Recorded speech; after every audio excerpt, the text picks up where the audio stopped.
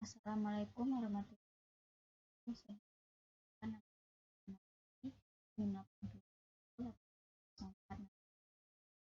Di sini saya akan menjelaskan tentang mata kuliah tata kelola sistem informasi. Nah, di sini saya akan menjelaskan tentang COVID. Yang pertama itu tentang COVID-5. Ada 5 prinsip COVID-5 di prinsip ini.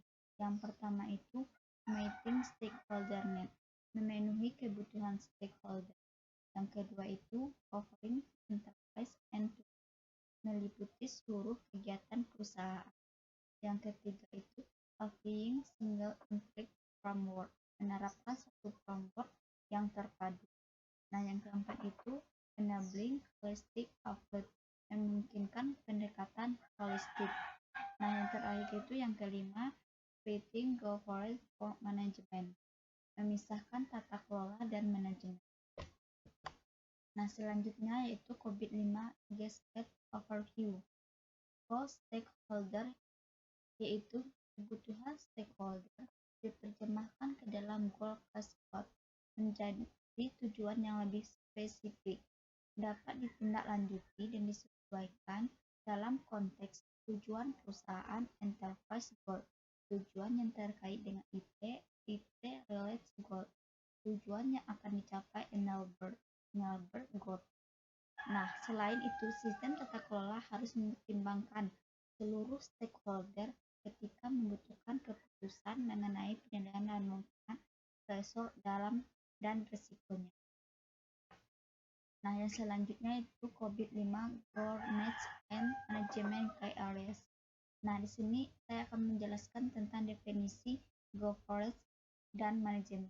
Yang pertama itu governance adalah tata kelola yang memastikan bahwa tujuan perusahaan dapat dicapai dengan melakukan evaluasi terhadap keputusan, kondisi, dan pilihan stakeholder. Menerapkan area melalui prioritas dan pengambilan keputusan terhadap arah dan tujuan yang telah disepakati. Pada kebanyakan perusahaan, tata kelola adalah tanggung jawab dari Dewan Direksi di bawah kepemimpinan ketua. Nah, yang selanjutnya manajemen. Manajemen adalah berfungsi sebagai perencana, membangun, menjalankan, dan memonitoring aktivitas-aktivitas yang sejalan dengan arah yang ditetapkan oleh Badan Tata Kelola untuk mencapai tujuan perusahaan tersebut. Nah, pada kebanyakan perusahaan, manajemen menjadi tanggung jawab eksekutif manajemen di bawah pimpinan CEO.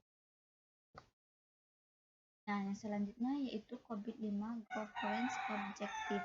Governance Objective mempunyai prinsip yaitu perusahaan memiliki banyak stakeholder dan memberikan nilai keuntungan mempunyai arti yang berbeda-beda dan kadang menimbulkan konflik antara satu sama lainnya.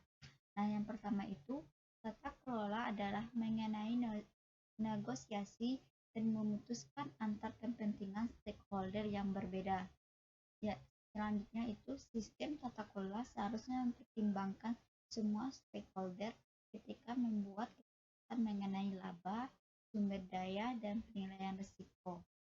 Untuk setiap keputusan, hal-hal berikut dapat dan harusnya ditanyakan. Yang pertama itu, siapa yang menerima keuntungan, siapa yang menanggung risikonya, dan apa sumber daya yang dibutuhkan dalam stakeholder tersebut. Nah, selanjutnya itu COVID-5 Match That siklus proses data.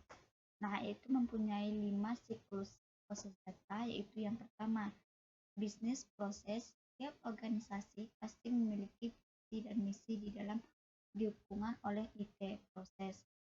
Yang kedua itu data, meliputi data pelangganan bersifat fakta. Yang ketiga itu informasi, diartikan sebagai kumpulan data. Yang keempat itu knowledge, aset berharga dan perusahaan sebagai ilmu pengetahuan.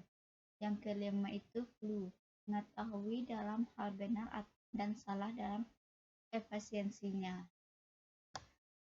Nah, yang kelima itu tentang COVID-5 Flawless Activities and Relationship. Aktivitas roles yaitu untuk mengurangkan peran aktivitas dalam dan hubungan tata kelola. Penting untuk mendefinisikan yang terlibat dalam pemerintahan, bagaimana mereka terlibat, apa yang mereka lakukan, dan bagaimana mereka berinteraksi dalam lingkungan sistem pemerintahan apapun. Peran generasi utama ditangani oleh pemilik dan pengaku kepentingan, badan pengatur manajemen, dan tim operasinya. Nah, tanggung jawab utama dari mereka yang terlibat dalam proses tata kelola dan alur prosesnya adalah sebagai berikut. Nah, di sini pemilik dan pengaku kepentingan bertanggung jawab atas proses tata kelolanya. Nah, namun mereka mendelegasikan tanggung jawab proses kepada pengaturan. Badan pengatur menetapkan arah proses kepada manajemen. Manajemen menginstruksikan dan menyerahkan tim operasi dengan arahan yang ditetapkan oleh badan pengatur. Nah, tim operasi menjalankan instruksi dan laporannya kembali kepada manajemen. Nah, manajemen juga akan memantau operasi atas nama badan pengatur.